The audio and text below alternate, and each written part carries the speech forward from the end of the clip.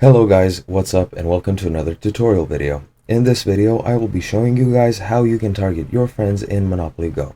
So let's get right into it. The way you do this guys is by actually rolling your dice and landing your figure on one of the train station icons guys.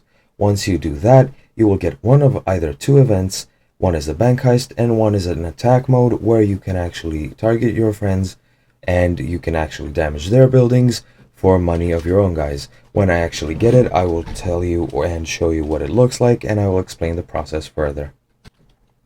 And as you can see guys, here I got the shutdown event.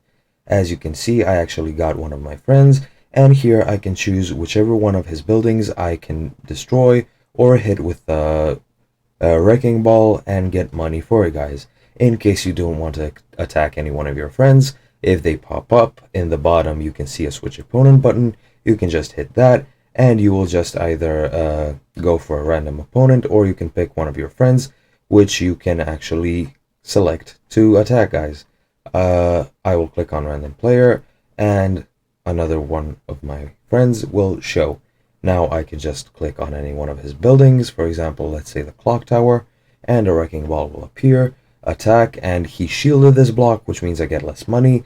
But if the player you're attacking doesn't have enough shields, or if they have actually no shields, they won't block this and you will get more money for each building that you hit. That will be it guys. I hope this has been helpful and informative, and I'll see you in another tutorial. Goodbye.